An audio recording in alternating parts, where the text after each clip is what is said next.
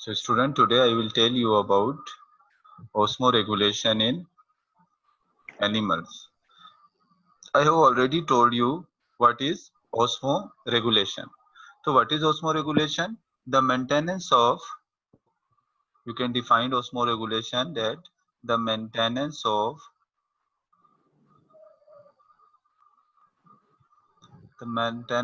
constant osmotic condition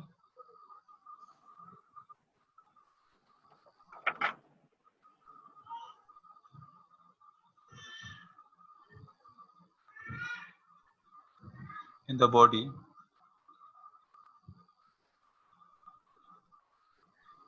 is called osmoregulation. The maintenance of constant osmotic condition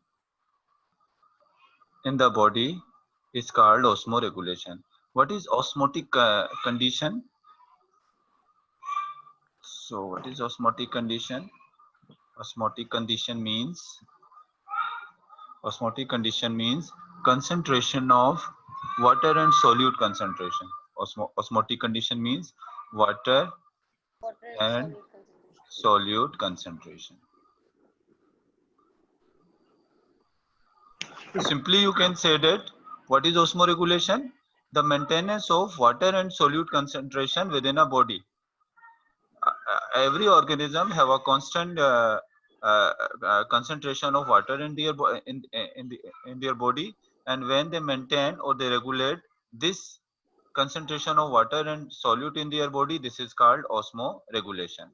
तो osmo का भी जहां पर भी osmo का लफ्ज आएगा तो आप समझ लेंगे ये osmo की जो बात हो रही है ये वाटर और सोल्यूट की बात हो रही है जब भी osmol की बात होगी. तो maintenance of constant osmotic condition in the body is called osmoregulation. Animal अपनी बॉडी के वाटर और सोल्यूट को जो कांस्टेंट रखते हैं, ना बढ़ने देते हैं ना उसको कम होने देते हैं, उनका ये जो मैकेनिज्म है जिसके जरिए वो इसको मेंटेन रखते हैं, इसको हम क्या कहते हैं? इसको हम कहते हैं osmoregulation. And today we will discuss osmoregulation in animals. तो हमें पता है कि अगर हम एनिमल्स की बात करें तो सबसे पहले तो मैं आपको ये बता देता हूं कि अगर आप ऑस्मोरेगुलेशन की बुनियाद पे एनिमल्स को डिवाइड करो तो we can divide animal into two types. One are osmoconformer. Some animals are called osmoconformers and there are some animals, while other animals are called osmoregulator. If we divide animals on the basis of osmoregulation, we can divide them into two groups. One are osmoconformers and other one are osmoregulator. What are osmoconformers? Those animals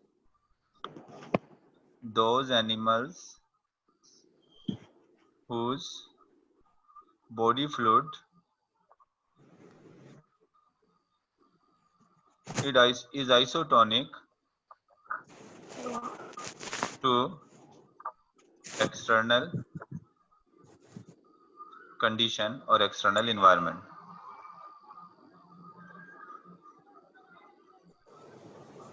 And those animals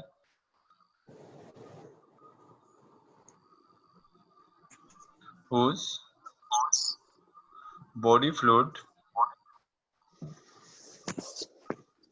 is not isotonic to external environment. अब आप देखें, मैं यहाँ पर दो animals draw करता हूं. अब एक ये फिश है. इस फिश की बॉडी में 60% वाटर है और बाहर जो वाटर है वो भी 60% है. अब आप देखें एक्सटर्नल इन्वायरमेंट और इंटरनल इन्वायरमेंट में वाटर की कंसंट्रेशन बिल्कुल सेम है, इसमें कोई फर्क नहीं. या हम ऐसे भी कह सकते हैं कि अंदर 40% सॉल्ट है और बाहर भी 40% क्या है? सॉल्ट है. तो सॉल्ट की कंसंट्रेशन भी इक्वल है. तो ऐसे animals, those animals whose body fluid is isotonic to external environment, ऐसे एनिमल जिनका बॉडी फ्लूइड एक्सटर्नल एनवायरनमेंट के मुकाबले में किस लिहाज से क्या होता है? आइसोटोनिक होता है. यानी वाटर और सॉल्यूट क्या है, आइसोटोनिक है। कन्फर्मर का मतलब मुताबिकत, यानी बाहर वाले एनवायरनमेंट से इनके अंदर का बॉडी फ्लूइड की एनवायरनमेंट जो है मुताबिकत रखती है, मुनासबत रखती है, जिससे जो है दोनों क्या है, बिल्कुल इक्वल हैं। तो ऐसे एनिमल्स को हम क्या कहते हैं, ऐसे एनिमल्स को हम कहते हैं बेसिकली जो है वो ऑस्मो कन्फर्मर। अब देखें, अब इनकी इन्वायरमेंट तो बिल्कुल सेम है, तो इनको कोई ज्यादा प्रॉब्लम नहीं होती है, ना इनको बाहर से अंदर की तरफ पानी जाता है, ना अंदर से बाहर की तरफ, तो इनको ज्यादा अपनी एनर्जी वेस्ट करने की जरूरत नहीं होती। लेकिन यहाँ पर मैं एक एनिमल ड्रा करता हूं। अब ये एनिमल देखें, इसकी बॉडी में वाटर 80% है और बाहर वाटर कितने परसेंट है, 60%।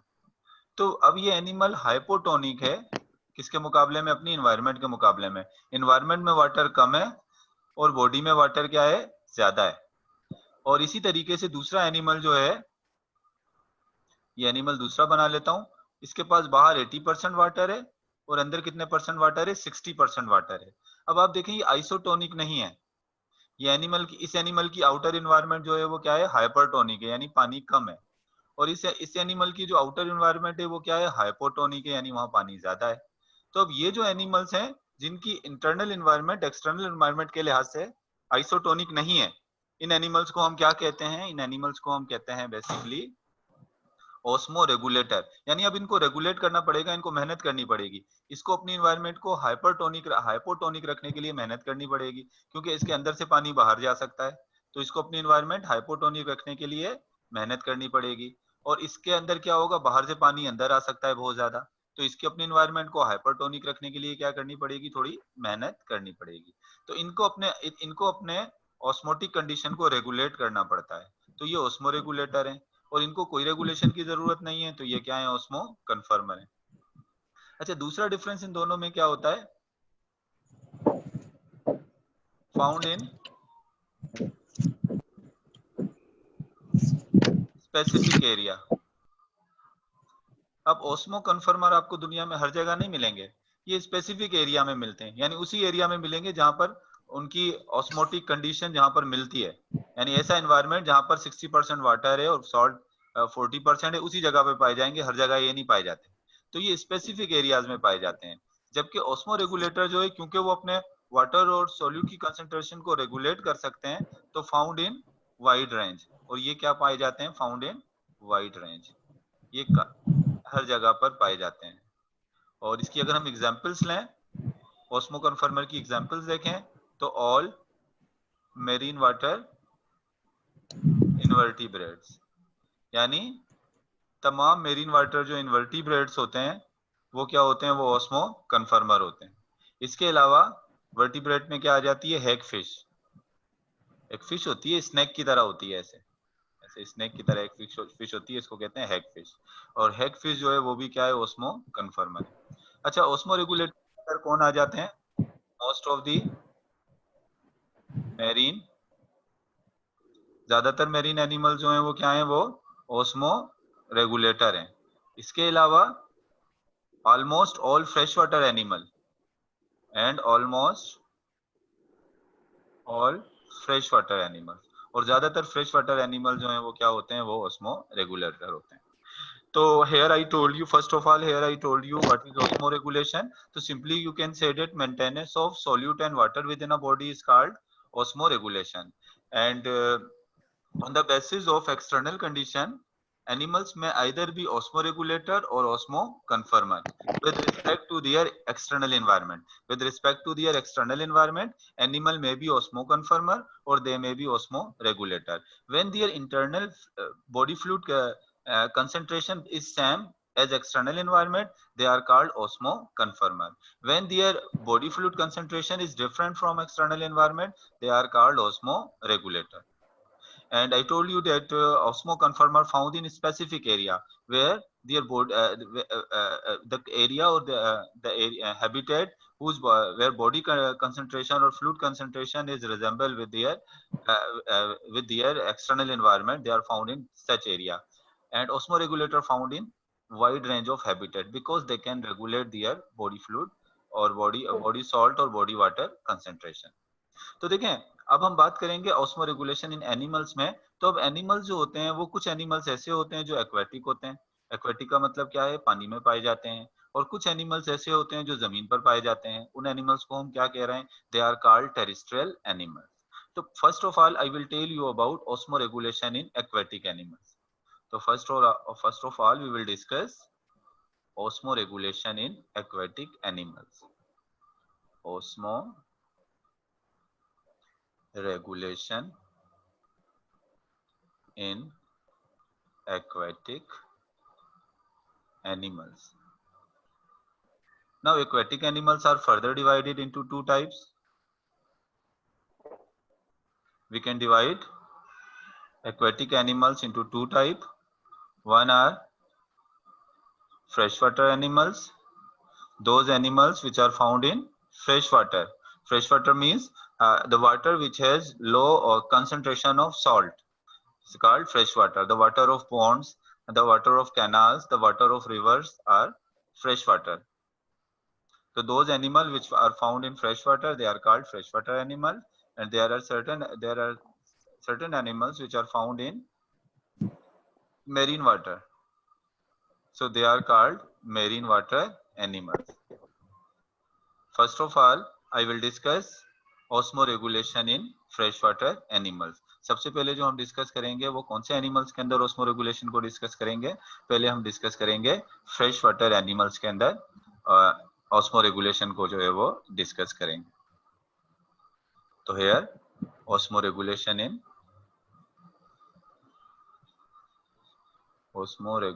in fresh water animals. अब देखें,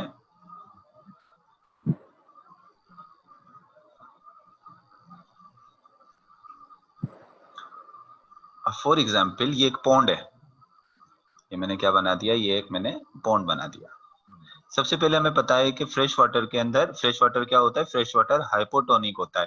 हाइपोटोनिक का मतलब क्या होता है कि फ्रेश वाटर के अंदर वाटर की कंसंट्रेशन क्या होती है, ज्यादा होती है। तो फ्रेश वाटर है, ये फ्रेश वाटर कैसा हो गया, फ्रेश वाटर हो गया हाइपोटोनिक।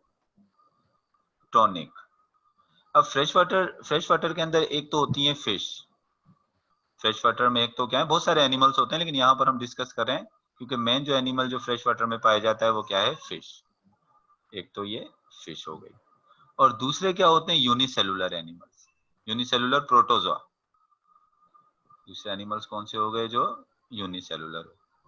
अब क्या होता है कि फ्रेश वाटर इन्वायरमेंट के अंदर जो एनिमल्स को प्रॉब्लम होता है, बेसिकली ऑलमोस्ट ऑल, इसके अलावा जो एनिमल्स का जो मेन प्रॉब्लम है फ्रेश वाटर के अंदर, तो फ्रेश वाटर में एनिमल्स का जो प्रॉब्लम है, since fresh water animal live in hypotonic. सबसे पहले तो प्रॉब्लम देख लेते हैं कि फ्रेश वाटर एनवायरनमेंट में जो एनिमल रहते हैं उनका प्रॉब्लम क्या है, उनको किस चीज का कौन सा प्रॉब्लम फेस करना पड़ता है।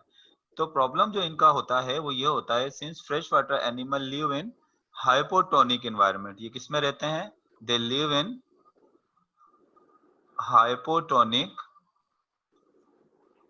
एनवायरनमेंट। फ्रेश वाटर एनिमल कहां पर रह रहे हैं, हाइपोटोनिक एनवायरनमेंट में रह रहे हैं, यानी ऐसी एनवायरनमेंट जहां पर पानी ज्यादा है। Therefore water constantly enter the body, therefore water constantly enter the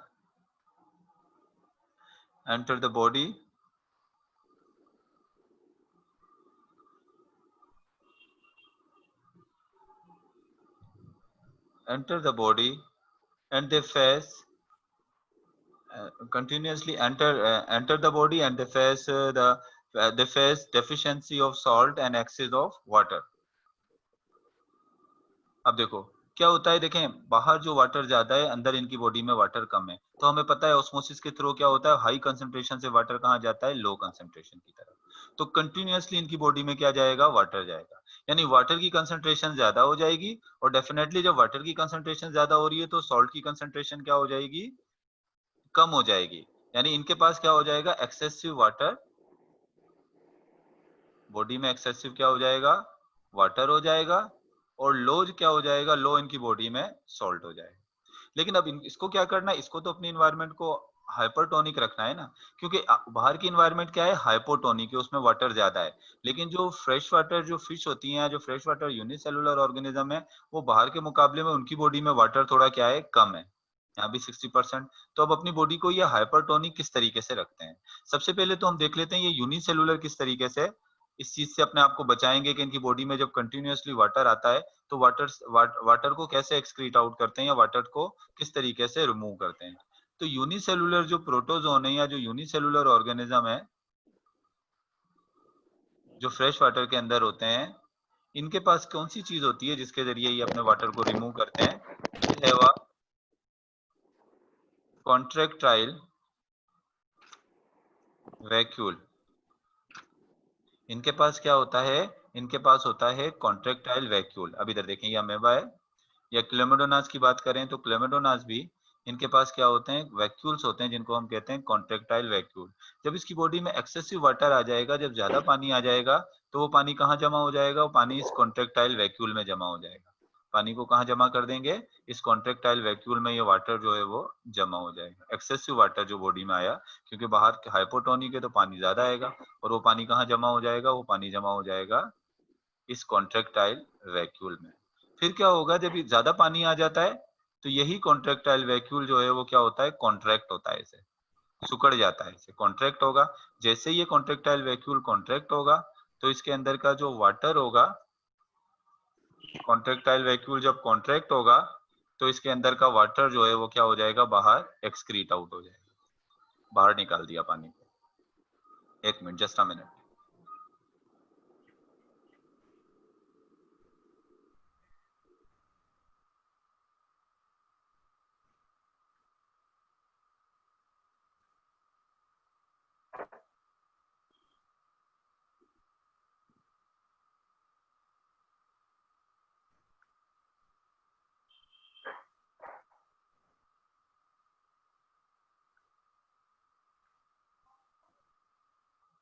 excessive water जो है उसने किसके जरिए निकाल दिया? उसने ये वाटर निकाल दिया कॉन्ट्रैक्टाइल वैक्यूल के जरिए। तो यहाँ हमें क्या बात पता लगी? हमें ये बात पता लगी कि अगर आपसे पूछा जाए, when someone ask you how unicellular fresh water organism osmoregulate which structure in fresh water unicellular organism help in osmo regulation. तो उसके लिए कौन सी स्ट्रक्चर होती है? वो होता है कॉन्ट्रैक्टाइल वैक्यूल। इनके पास एक कॉन्ट्रैक्टाइल वैक्यूल होता है जो उनकी बॉडी के एक्सेस वाटर को जो है वो बॉडी से बाहर क्या कर देता है? बॉडी से बाहर पास आउट कर देता है। अच्छा, इसके बाद हमारे पास जो दूसरी चीज हमने देखनी है, ये तो प्रॉब्लम थी, ये प्रॉब्लम बता दी थी। प्रॉब्लम के अलावा जो अडोप्टेशन है, ये अडोप्टेशन हो गई, यानी इनके पास ये अडोप्टेशन। किसके अंदर? हमने अडोप्टेशन पहले किस में देखी? यूनिसेलुलर ऑर्गेनिज्म में। अब हम अडोप्टेशन देखते हैं मल्टी सेलुलर ऑर्गेनिज्म, मतलब फिश में, कि फिश किस तरीके से ऑस्मो रेगुलेट करती है। तो एडोप्टेशन इन फिश, एडोप्टेशन जब बात करें, अब हम किसकी बात करेंगे? हम बात करेंगे इन फिश, यानी मछली किस तरीके से अपनी बॉडी का जो है वो वाटर को मेंटेन करती है। अब देखिए, मैंने आपको बताया था फ्रेश वाटर है, फ्रेश वाटर इन्वायरमेंट में जो है वो मछली के अंदर की इन्वायरमेंट कैसी है? मछली के अंदर की इन्वायरमेंट है हाइपरटोनिक, और बाहर की इन्वायरमेंट कैसी है? बाहर की इन्वायरमेंट है हाइपोटोनिक, यानी पानी बाहर ज्यादा है और अंदर पानी क्या है? कम है। अब जाहिर सी बात है, बाहर से पानी कहाँ जाएगा? अंदर आएगा। अब अंदर भी पानी बहुत ज्यादा भर जाएगा। अब पानी अंदर बहुत ज्यादा आ गया तो इस पानी को किस तरीके से बॉडी से रिमूव करेगी? तो इसके लिए क्या होता है? these animal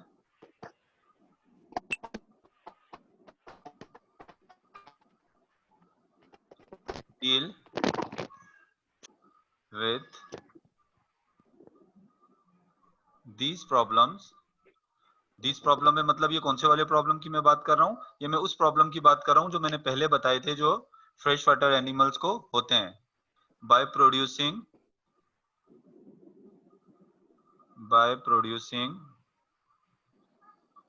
large volume of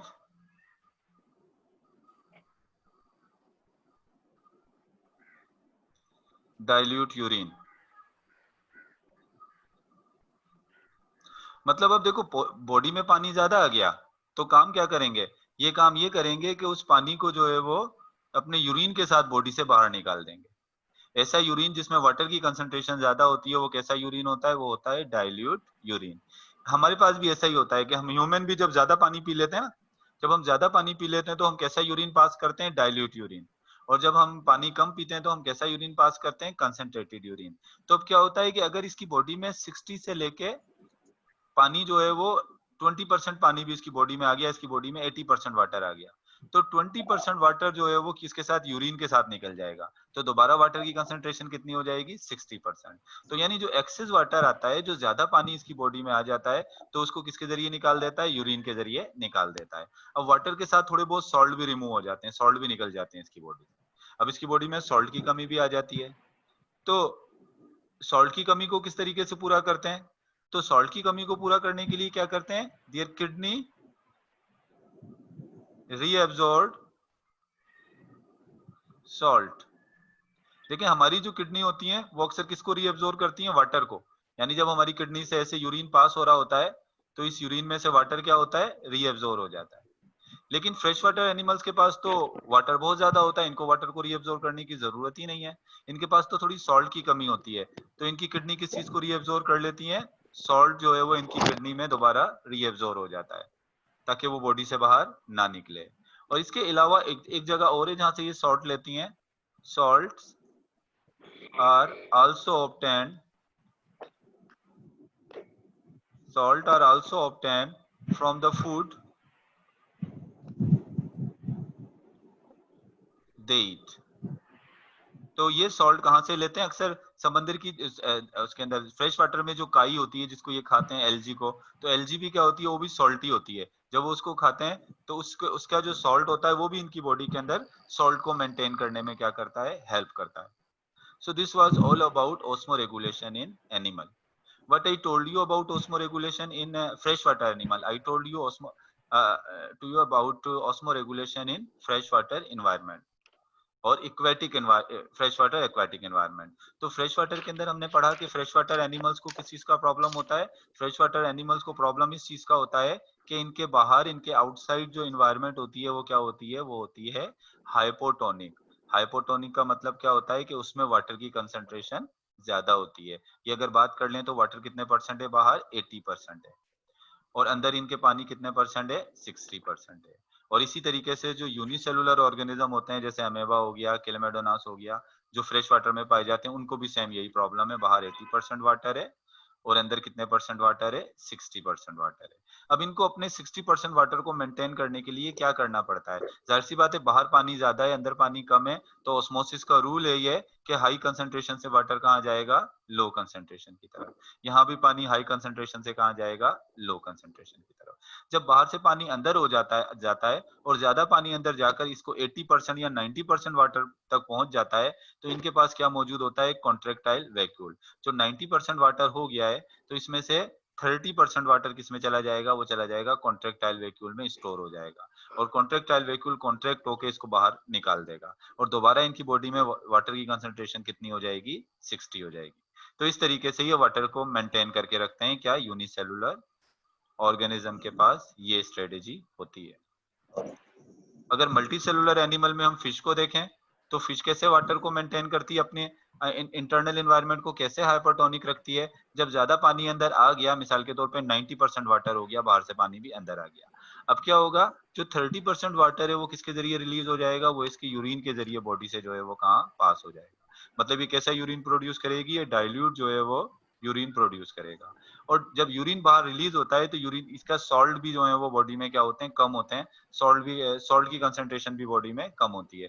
जब सॉल्ट की कंसंट्रेशन को कैसे मेंटेन करता है? इसके दो तरीके हैं। एक तो ये होता है जब इसका यूरिन पास हो रहा होता है तो उस यूरिन जो पास हो रहा होता है उसमें सॉल्ट भी होता है, सॉल्ट को दोबारा क्या कर लेता है? इसकी बॉडी रीएब्सॉर्ब कर लेती है। और दूसरा तरीका क्या है? ये जो फूड लेते हैं, ये जो फूड ईट करते हैं, उस फूड में भी क्या मौजूद होता है? सॉल्ट मौजूद होता है। और उस तरीके से सॉल्ट की कंसंट्रेशन को क्या करते हैं? बॉडी में मेंटेन करते हैं। So this was all about osmoregulation in fresh water animal. हमने ये किसकी बात करी? ये हमने बात कर ली फ्रेश वाटर एनिमल्स की। अब हम आ जाते हैं किस कौन से वाले ग्रुप की तरफ? मेरीन एनिमल्स की तरफ। कि मेरीन वाटर जो एनिमल्स हैं वो किस तरीके से जो है वो ऑस्मोरेगुलेट करते हैं। तो देख लेते हैं हम osmo regulation in marine water animals. ज्यादातर एनिमल्स की जब हम बात करते हैं वाटर में तो हम उसमें फिश को ही लेते हैं। Osmo regulation in marine water animals. चलिए अब मेरीन वाटर एनिमल्स के अंदर भी हम ऐसे देख लेते हैं कि मेरीन वाटर एनिमल्स के अंदर जो कुछ एनिमल्स होते हैं वो होते हैं यूनिसेलुलर या इनवर्टिब्रेट। एक यूनिसेलुलर होते हैं मेरीन वाटर में, एक एनिमल्स यूनिसेलुलर ऑर्गेनिज्म होते हैं, एक इनवर्टिब्रेट्स होते हैं और एक वर्टिब्रेट्स होते हैं। और वर्टिब्रेट्स में किसको ले लेते हैं हम यहाँ पर, फिश की बात करेंगे। अब सबसे पहले तो ये बात याद रखें, यूनिसेलुलर ऑर्गेनिज्म और इनवर्टिब्रेट जो होते हैं मेरीन वाटर के, ये क्या होते हैं, ये ओस्मो कन्फर्मर होते हैं। ये क्या होते हैं, ओस्मो कन्फर्मर होते हैं। ओस्मो कन्फर्मर का मतलब क्या है, इनकी बॉडी फ्लूइड की कंसंट्रेशन एक्सटर्नल एनवायरनमेंट के आइसोटोनिक होती है। तो इनको क्या होता है, no need of osmoregulation, no need of osmoregulation. इनको ऑस्मो रेगुलेशन की कोई नीड ही नहीं होती, कोई जरूरत इनको ऑस्मो रेगुलेशन की नहीं होती। तो इनमें तो हम ऑस्मो रेगुलेशन को डिस्कस नहीं करेंगे क्योंकि इनको ऑस्मो रेगुलेशन की जरूरत नहीं होती। ये तो ऑलरेडी क्या होते हैं, ये ऑलरेडी ऑस्मो कन्फर्मर होते हैं। बात करेंगे फिश की, तो मेरीन वाटर में दो तरह की फिश होती हैं, एक बोनी फिश होती हैं और एक होती हैं कार्टिलेजिनस फिश। बोनी फिश वो होती हैं जिनका स्केलेटन जो है वो किसका बना हुआ होता है, जिनका स्केलेटन बोन्स का बना हुआ होता है, उनको हम क्या कहते हैं, उनको हम कहते हैं बोनी फिश। और इसके अलावा शार्क हो गई, रे हो गई, ये जो फिश होती हैं, कौन सी फिश होती हैं, ये होती हैं कार्टिलेजिनस फिश। अब देखो फ्रेश वाटर में तो बोनी फिश होती है, कार्टिलेजिनस फिश तो फ्रेश वाटर में होती ही नहीं है। अब ये जो फिश होती हैं मेरीन वाटर में, बोनी फिश और कार्टिलेजिनस फिश, इन दोनों में फर्क क्या होता है। अब बोनी फिश जो होती है उनकी जो अंदर की इन्वायरमेंट होती है, ये बोनी फिश है ना, बोनी फिश की अंदर की इन्वायरमेंट हाइपोटोनिक होती है, यानी अंदर वाटर की कंसंट्रेशन इनके क्या होती है, ज्यादा होती है, और बाहर वाटर की कंसंट्रेशन क्या होती है, कम होती है। तो इनके अंदर की एनवायरनमेंट कैसी होती है, इनका जो बॉडी फ्लूइड होता है, बोनी फिश की बात करें तो बोनी फिश का जो बॉडी फ्लूइड होता है, बोनी फिश का बॉडी फ्लूइड हाइपोटोनिक होता है। समंदर के पानी के मुकाबले में इसका बॉडी फ्लूइड जो है वो कैसा होता है, वो हाइपोटोनिक होता है। और कार्टिलेजिनस जो फिश होती है, कार्टिलेजिनस फिश के अंदर यहाँ आप किसकी बात कर रहे हैं, शार्क और रेस की बात कर रहे हैं। तो ये जो फिश होती है इनका जो इंटरनल बॉडी फ्लूइड होता है, इनका बॉडी फ्लूइड होता है हाइपरटोनिक, यानी समुद्र के मुकाबले में वाटर की कंसंट्रेशन क्या होती है, उसमें कम होती है। पहली बात जो आपको याद रखनी है, जो इंपॉर्टेंट पॉइंट है कि बोनी फिश यानी जिनकी बॉडी हड्डियों की बनी होती है, सख्त हड्डी की बनी होती है, वो बोनी फिश होती है। और जिनकी जो है वो इलास्टिक हड्डियों की जो बनी होती है, सॉफ्ट बोन की, उसको हम क्या कहते हैं, उसको हम कार्टिलेज की जो बनी होती है, उनको हम कार्टिलेजिनस फिश कहते हैं। अब सबसे पहले तो इंपॉर्टेंट पॉइंट ये याद रखें कि समंदर के पानी में दो किस्म की फिश हैं। एक बोनी फिश जो है वो हाइपरटोनिक है, यानी उनके पास अंदर वाटर की कंसंट्रेशन ज्यादा है समंदर के मुकाबले में। और कार्टिलेजिनस फिश के पास क्या है, वो हाइपरटोनिक है, उसमें वाटर की कंसंट्रेशन कम है। चले मैं बाकी इन दोनों फिश को यहाँ पर ड्रा करता हूँ। अब ये देखें, ये मैरीन एनवायरनमेंट है, मिसाल के तौर पे ये मैरीन है, ये मैरीन हैबिटेट है। मैरीन हैबिटेट मतलब ये समंदर है। अब समंदर के अंदर हम बनाते हैं, ये बना देते हैं, कौन सी वाली फिश हो गई, ये हो गई आपकी बोनी फिश। इसको हम क्या कह रहे हैं, इसको हम कह रहे हैं बोनी फिश।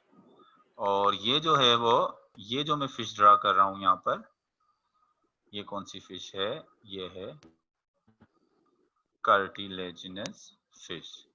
मिसाल के तौर पे कह लें कि ये शार्क है, शार्क भी कार्टिलेजिनस फिश में आ जाती है।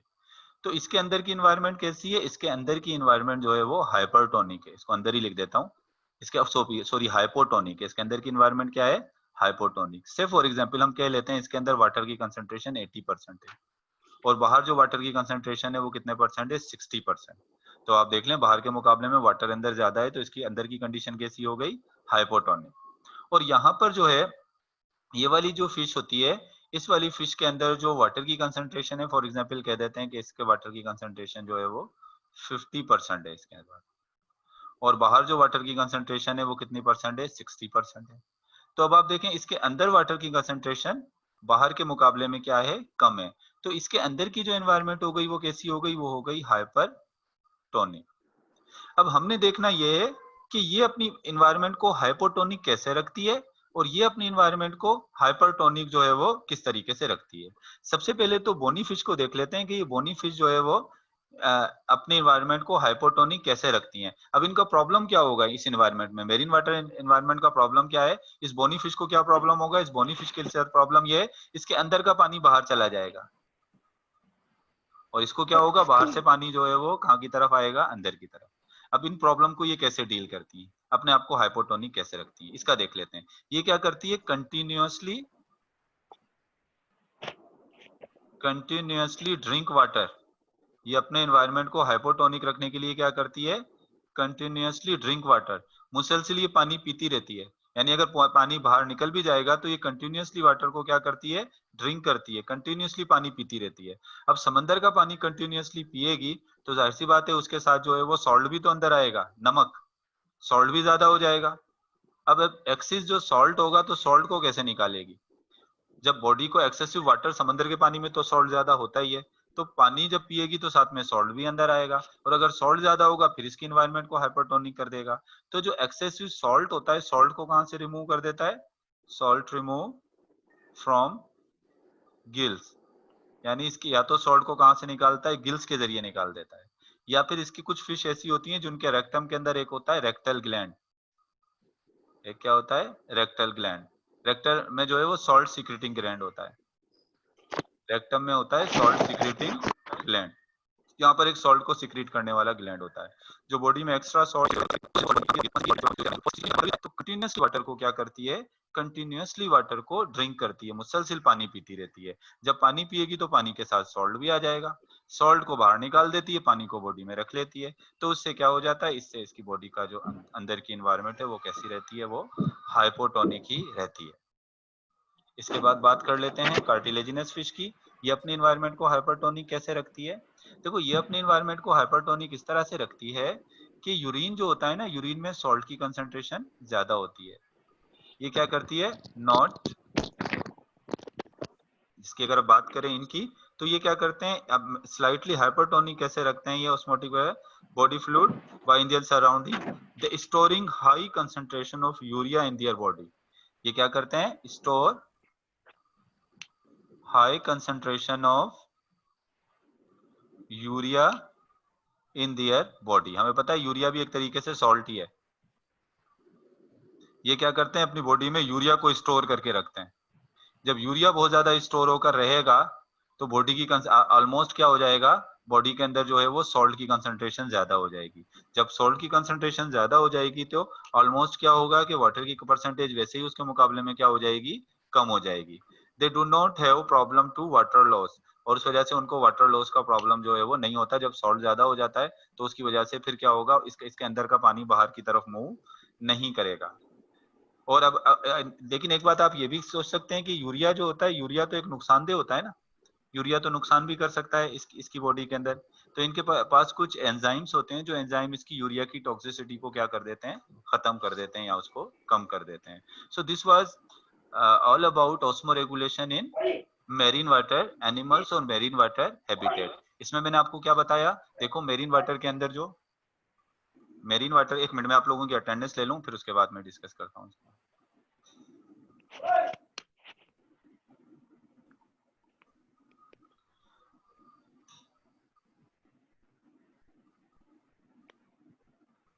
अबे कोई स्टूडेंट ही बता दे मुझे, मैंने आज मेरीन वाटर एनिमल्स में क्या क्या पढ़ा, कोई रिपीट कर दे स्टूडेंट। मेरीन वाटर एनवायरनमेंट में जो एनिमल्स होते हैं वो किस तरीके से ऑस्मो रेगुलेट करते हैं, कौन बताएगा मुझे ये बच्चों। रेगुलेट में 3 टाइप्स होती हैं सर, आपको हाँ आवाज आ रही है। हाँ मुझे आवाज आ रही है। आप पहले सबसे पहले मुझे ये बताएं कि ऑस्मो रेगुलेटर और ऑस्मो कन्फर्मर में क्या फर्क होता है एनिमल्स में। ऑस्मो रेगुलेट में सर अपने वाटर और सॉलिड की कंसंट्रेट मेंटेन रखते हैं। सही सही।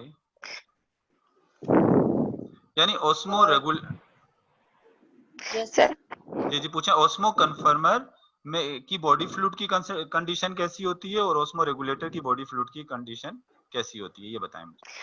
ऑस्मो कन्फर्मर्स जैसे आइसोटोनिक होते हैं अपने एक्सटर्नल एनवायरनमेंट के साथ, और ऑस्मो रेगुलेटर्स जो होते हैं वो आइसोटोनिक नहीं होते हैं, उन्हें अपनी एनवायरनमेंट एक्सटर्नल एनवायरनमेंट के साथ उन्हें मैं हूँ बाबा रेगुलेशन करनी चलिए पड़ती है। ये बात सही हो गई, ये बात हो गई, आपने बता दिया ये।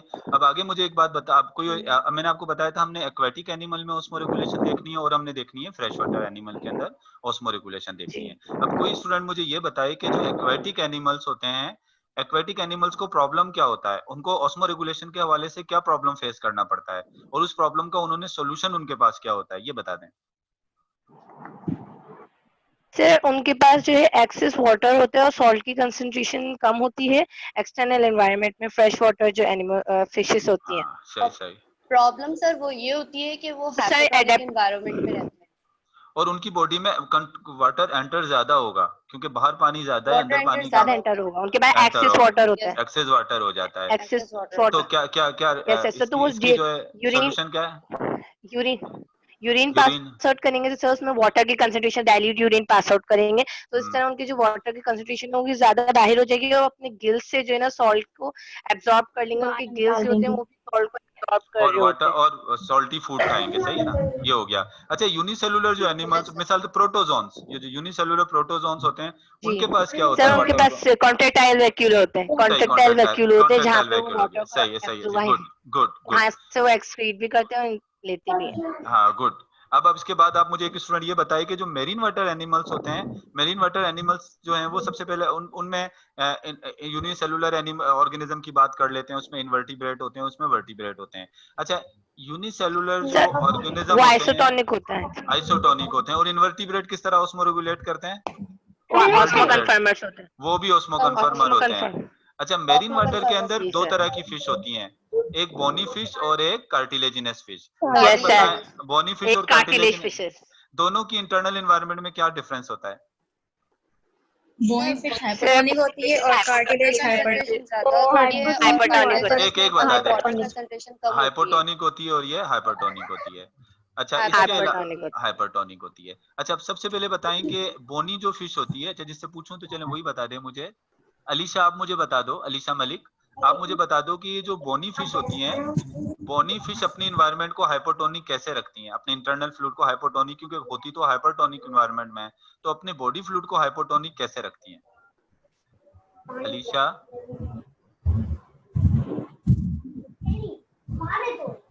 उरूज बता दो, उरूज फातिमा आप बता दो। अलीशा नहीं है तो उरूज